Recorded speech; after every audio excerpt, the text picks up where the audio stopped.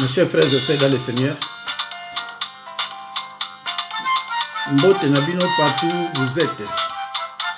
Mbote Nabino partout où vous allez, Bandekunanga, Bananzambe, Nakati, Nankolo. Je suis avec vous aujourd'hui pour vous prêcher la bonne nouvelle de l'Évangile. Et la bonne nouvelle de l'Évangile est intitulée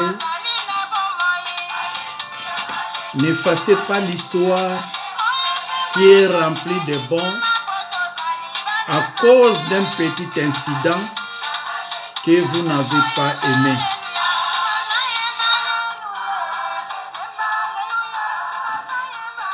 Mes chers frères et sœurs, le thème de notre prédication d'aujourd'hui est intitulé «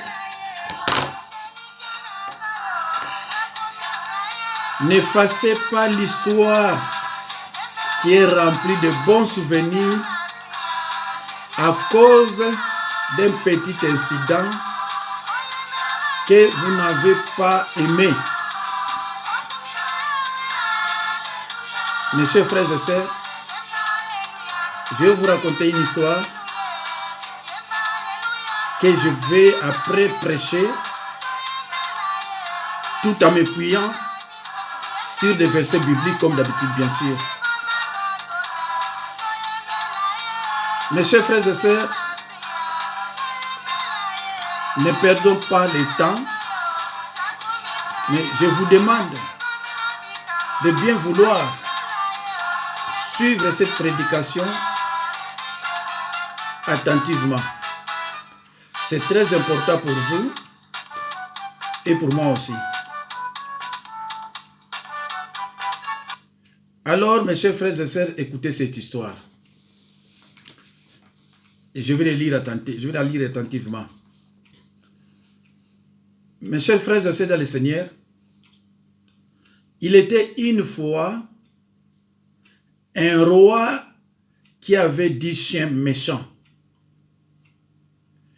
Il les utilisait pour torturer et manger tous les ministres qui commettaient des erreurs. Une fois, un de ces ministres a donné une opinion contraire que le roi n'aimait pas du tout. Il a ordonné que le ministre soit jeté aux chiens. Alors, le ministre a dit, « Je vous ai servi 10 années,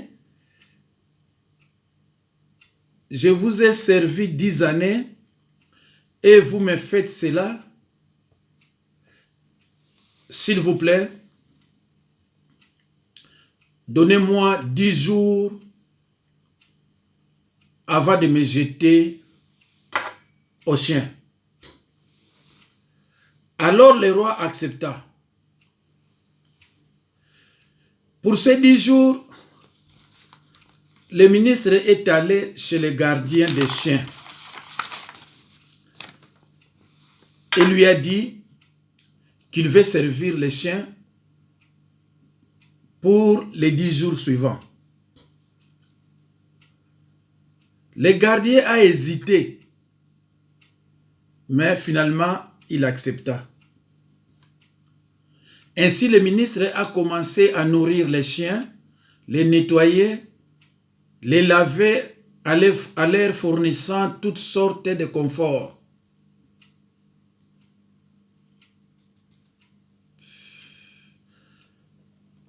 Et quand le terme de 10 jours arriva, le roi ordonna que le ministre soit jeté aux chiens pour sa punition. Mais quand il fut jeté, tout le monde fut étonné de ce qu'ils virent. Ils ont vu les chiens lécher les pieds du ministre. Le roi, déconcerté par ce qu'il a vu, il dit, qu'est-il arrivé aux chiens? Le ministre a ensuite répondu, j'ai servi les chiens pendant 10 jours et ils ne m'ont pas oublié. Ils n'ont pas oublié mon service. Pourtant, je vous ai servi pendant 10 ans et vous avez oublié tout. Alors, le roi a réalisé son erreur et a ordonné la liberté immédiate au ministre. C'est un cadeau à tous ceux qui oublient les bons dans les autres dès qu'un problème se pose. C'est pour cela, chers frères et sœurs, nous disons, n'effacez pas l'histoire qui est remplie de bons souvenirs à cause d'un petit incident que vous n'avez pas aimé. Mes chers frères et sœurs, je crois vous avez suivi attentivement ma lecture. Qu'est-ce qui s'est passé entre le roi et le ministre? Pour ma maman, oyo bayoka français te. Na ko expliquer bino en lingala, na ebite soki ozala pita malam. Ezalaki na mokonzi moko azalaki na ministre ba bana kosala pa na ye, mais azalaki pe na bambwa 10. Soki ministre moko asali mabe, ba okanga ye, ba bwaki ye pa ba mbwa wana, pote ba mbwa wana balia ye. Alors mokomso bana osolola, munoko ya ministre moko ebete kama libaku. Alors roi alobaki bazwaye babwaka ye et pa bambwa po bambwa balia ye. Mais ministre alobi naza kosenga avant opesanga na bambwa balianga, pesanga 10 jours naza na bambwa. Abi d'accord kende ko yebisa gardien. Akie ko yebisa gardien oyo abatela bambwa. Alobi tala punition ba pesinga mais na sengi na yo otikilanga bambwa na sala na bambwa. Alors gardien a incité à lingaki te mesuka nango aye kondima. Tata wana abani ko s'occuper na bambwa wana, ko sokola bango, ko caresser bango, ko lesa bango, ko sakana bango avec amour. Tango 10 jours ekoki azongi et pas roi. Alors roi lobi ngonga ekoki pona ye babwa ka pa bambwa po bambwa balia ye. Tango bazuye babwa ki e pa bambwa mbalamo bambwa bayambi ye babani ko lemula ye makolo banzoto partout nde bambwa basalaka. Roi atali kuna pe atuni albi oh makamoni nazomona kuna. Ministre a yebisie albi omoni bambwa oyo nasali na bango ka 10 jours, mais babosani bolamu nanga te. Nasali na bango 10 jours pamba babosani bolamu nanga te o na uti ko sala pa na bango. Mais yo to sali na yo 10 ans bolamu nyonso nga nasali pa na yo obosani yango tala ndenge oza ko traiter ngai. Alors mes chers frères et sœurs, cette histoire nous raconte de l'ingratitude des gens. Dans cette histoire, on nous parle de l'ingratitude des personnes ingrates, des gens qui se comportent de cette façon comme les rois, ce sont des ingrats. Alors, mes chers frères et sœurs dans le Seigneur, qu'est-ce que l'ingratitude? L'ingratitude est le fait de ne pas avoir de reconnaissance pour des bienfaits reçus. L'ingratitude est le fait de ne pas avoir de reconnaissance pour des bienfaits reçus. Bandeko, la reconnaissance n'est pas de ce monde. C'est très difficile, c'est vraiment difficile. Yakokuta na muto sali bolamo, azonsilio bolamo. Mutu na mokili, soko saliye 10 malamu, osaliye 9 malamu, osaliye mabe moko, abwaki bolamo nyonso 9. Atali moko wana, olimunoko betaki libaku. Le reste abosani, hein? C'est ça. Mais bande konangai,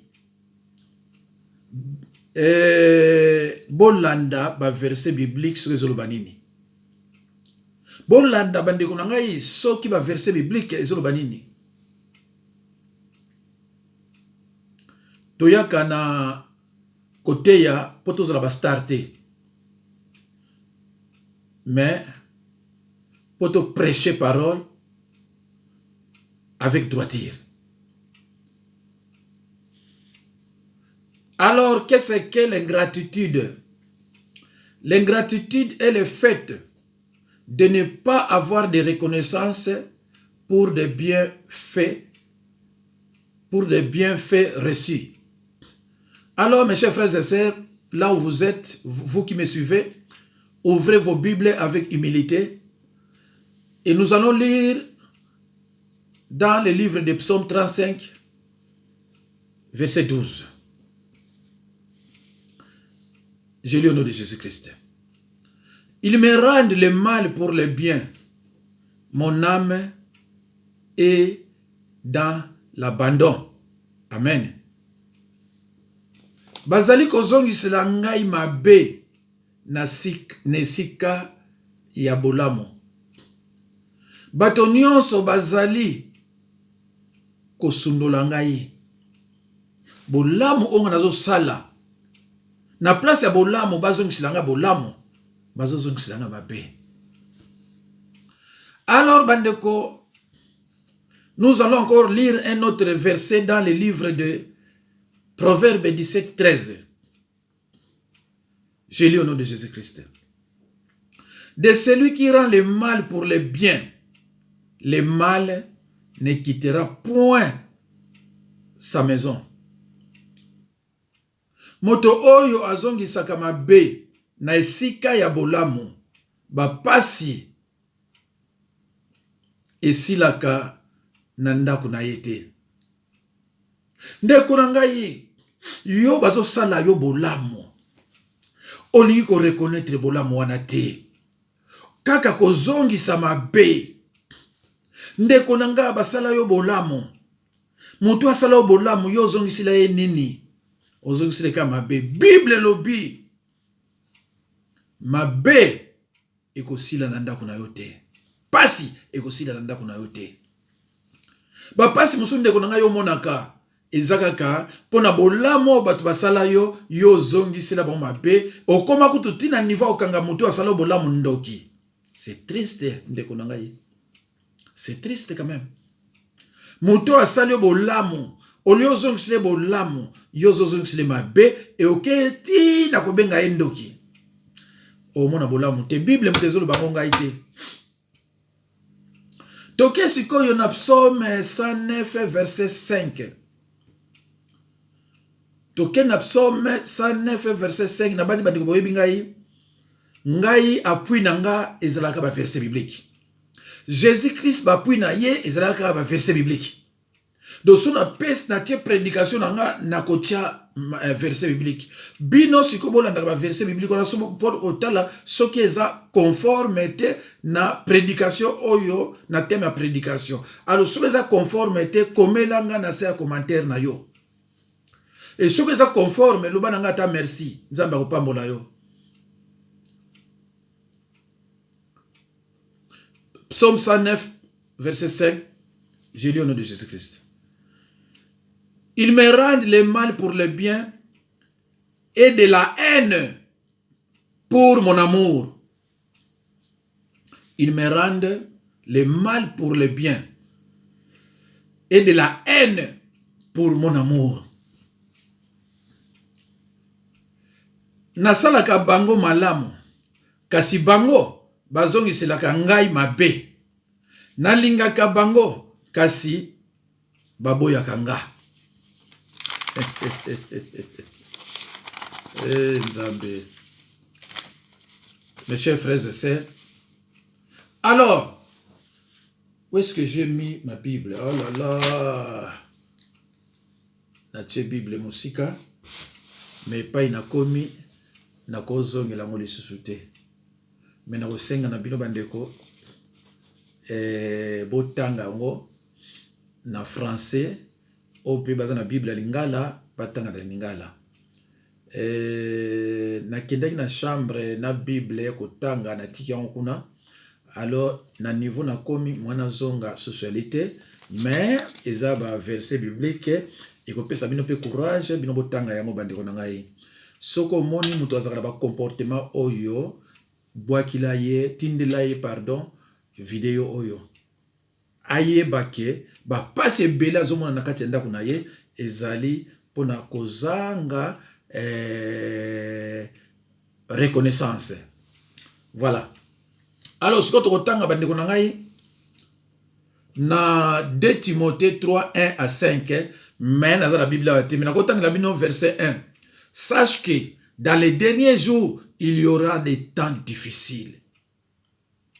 Ce que bolandi kuna bokomona elobi nyonso.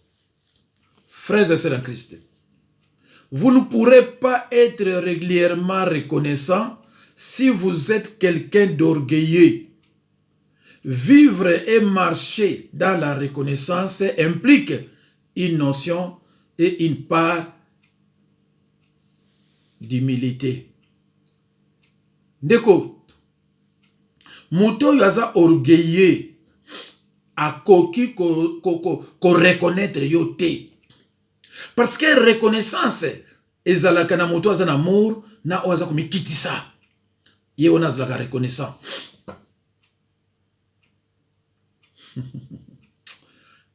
Humilité ndeko. Mutu oyo aza na amour azalaka reconnaissant.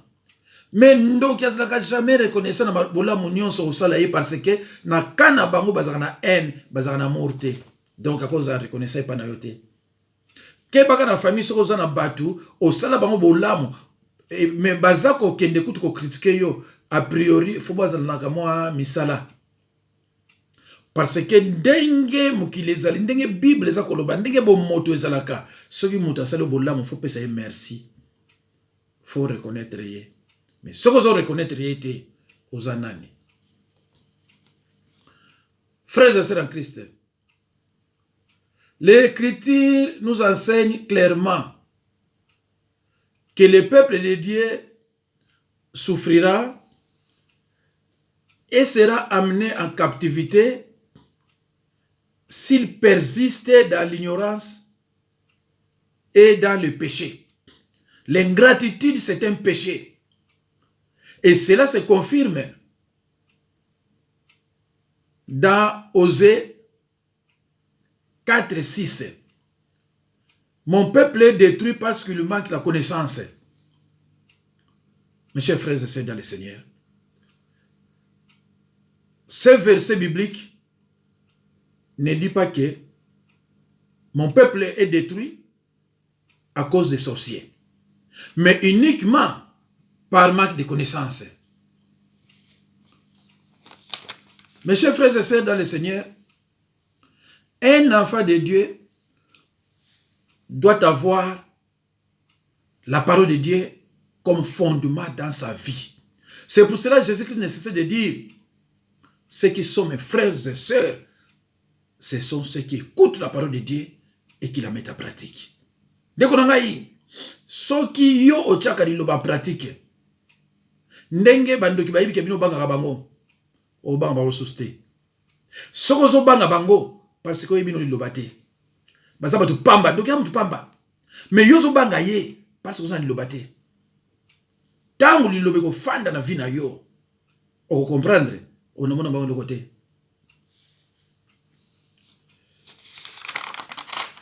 Alors, comment peut-on témoigner de notre reconnaissance? 1.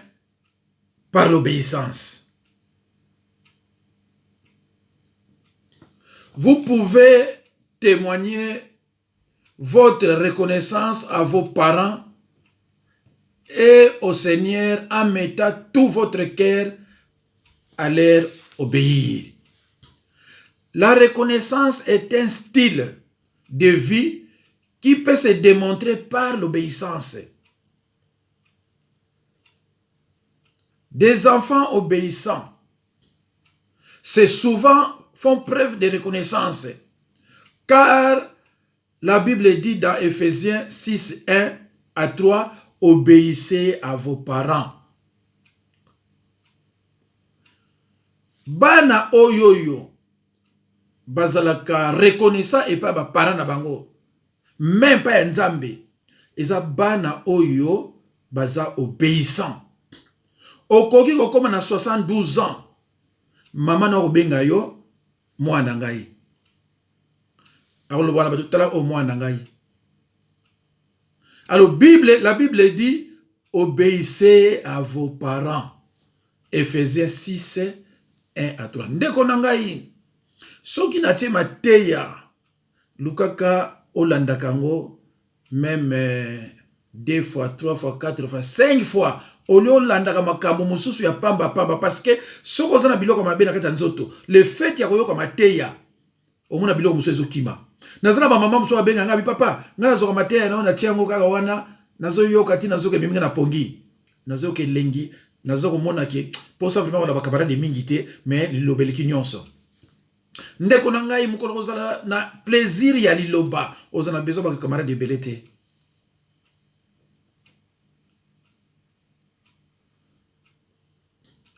Alors, comment peut-on témoigner de notre reconnaissance? 1. Par l'obéissance. 2. Par un cadeau. Offrir un cadeau doit être fait sous l'inspiration et par amour. C'est une vraie bénédiction. Ndeko.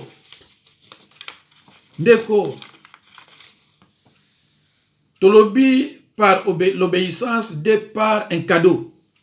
Ndeko, mususu mona za musika. Mais makambo yo sala ye, omona penza tiki mboka na ye, topa na ye, aelu bakado. Bandeko, eza une vraie bénédiction. Ndeko na ngai ba bénédiction ba lukaka yango. Bénédiction ba lukaka yango. Ngana vanda boy mama moko aza na Berlin. Ayi bingati. Ayi papa nini na lingi na seme. Na tunye komo na ayi bisinga bi. Vandi bona Berlin. Na yo ebinga. Abi papa. Nanda mateya na yoko te. Na ina seme. Na ebiete. Na pese komo nanga.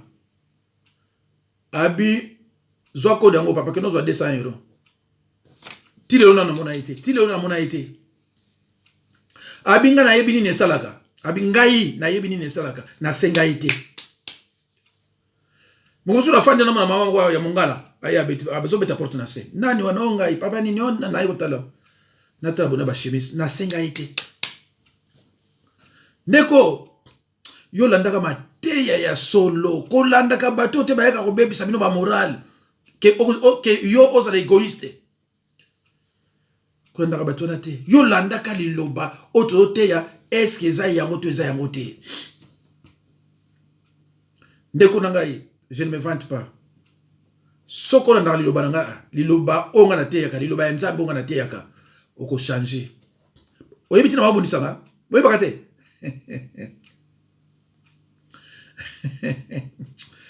ah bana nzambe yo peut-être zo monanga bien te mais bandoki na ba sataniste ba monanga bien yo zo monanga bien te zo monanga boy mais bango ba monanga bien yango no moni moyeba corriger na liloba te kozwa basi wana yaka bolo baboy asali nga utrosa kana kuna te etali nga utute combien de fois dans le Bible soki boza basali na nzambe bo bunisaka na parole bazokima bo bunisaka na liloba na nzambe bazokima ndeko luko yeba liloba ko sepela mais kozala fanatique na ngate luka oyeba liloba ko sepela mais kozala jamais fanatique na ngai zala fanatique à parole de Dieu. 3 en adora l'Éternel. 3 Hébreux 12 2. C'est pourquoi, je lis au nom de Jésus-Christ, c'est pourquoi recevant un royaume inébranlable, montrons notre reconnaissance en rendant à Dieu un culte qui lui soit favorable. Ndeko erezo kende naibi ke osaba na nzambe eza parabole te tanga na Hébreux 12 2 3 en adorant l'Éternel tanga na Hébreux 12 2 zwakata na yo ndeko nanga zwata na yo oso na sisi na osala mibale oso na sisi na bimisi ngo mso na bloquer ngo. La reconnaissance peut s'exprimer également par un sourire, par un geste. Mususu oyeba reconnaissance na ye kaka ndinga zo sekisa yo. Ozo comprendre que ndeko yo aza reconnaissance pa ngai. Na ba geste c'est belé. Kaka na ba geste boye ozo sentir que oui oyo aza yanga. Na ba geste ni nini? Carte postale, coup de téléphone, bouquet de fleurs, cadeau en nature ou en argent. Neko, au moins on a fani bo mutabengi wa pesi mbote. Mutu suka bengi yo azo kanisa yo, mutabenga ko pambate. Yona ba osuba la keso benga ngate na ba na ko benga yo te. Parce que ozo kanisa ngate. Ko téléphone kaka oyoyo e ko changer makamo ibele. Carte postale, on t'a dit musika, mais ce carte postale a tindeli yo.